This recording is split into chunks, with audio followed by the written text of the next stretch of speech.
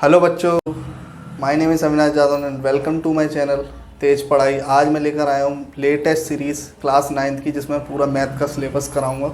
आज मैं first chapter का फर्स्ट टॉपिक लेकर आया हूँ, जो कि नंबर सिस्टम है। Chapter first,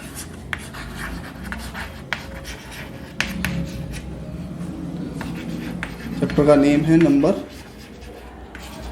system.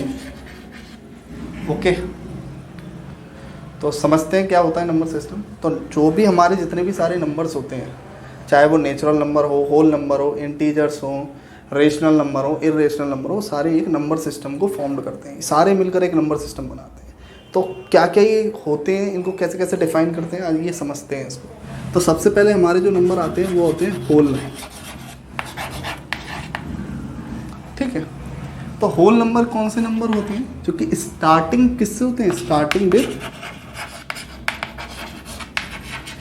With zero, और ये ज़ीरो से स्टार्ट होकर 1 2 3 4 5 एंड सो ऑन इन्फिनिटी तक चलते हैं। ठीक है, जबकि हमारे जो दूसरे नंबर होते हैं वो होते हैं नेचुरल नंबर।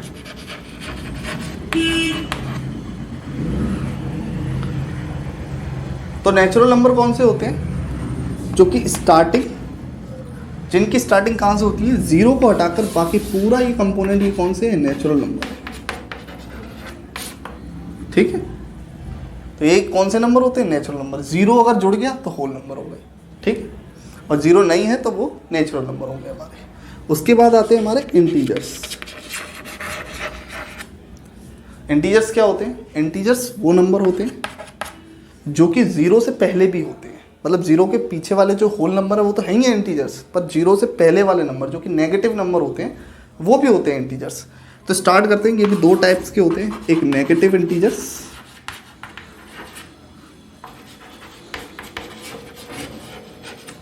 और एक होते हैं हमारे पॉजिटिव इंटीजर्स।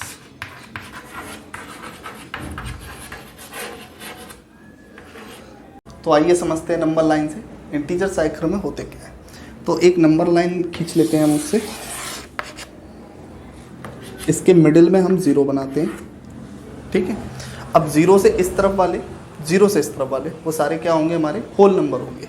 तो जैसे कि हमारे 1 2 3 4 5 6 एंड सो ऑन चलते रहेंगे।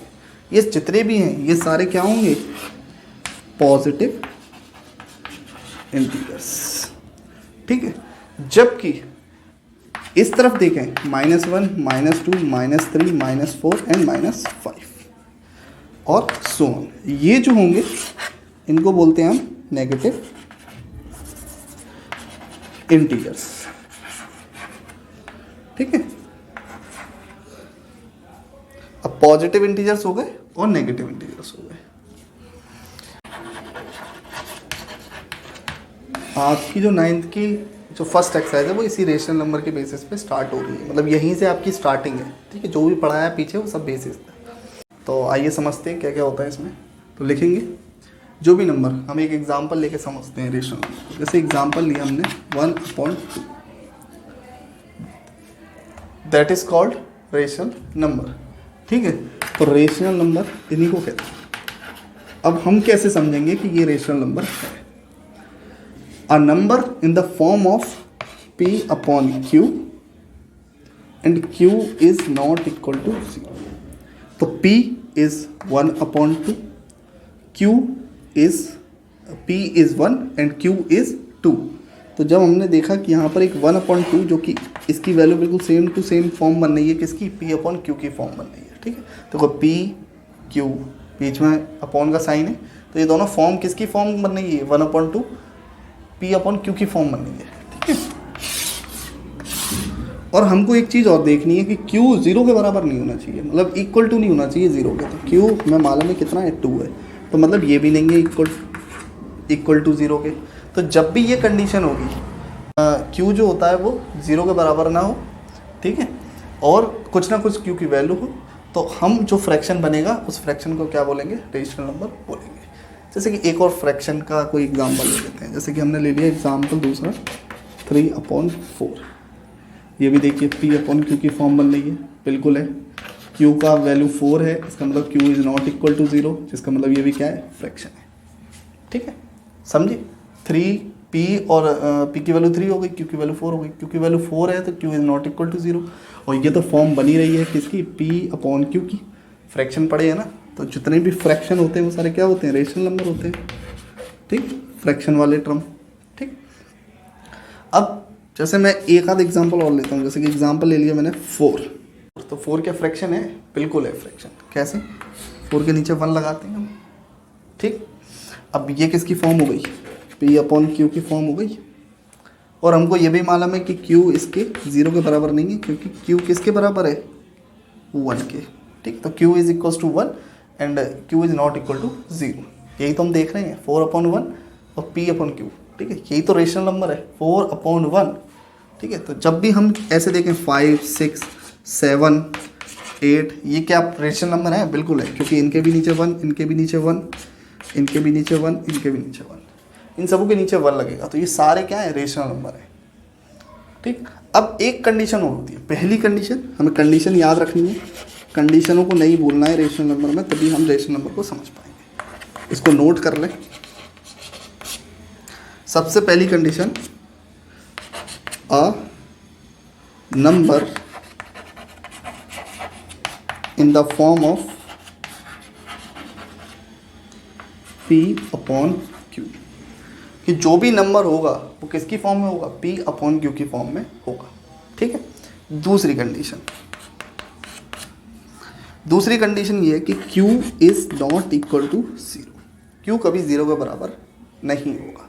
ठीक है, q 0 के बराबर नहीं होगा। ये third condition, p and q are integers.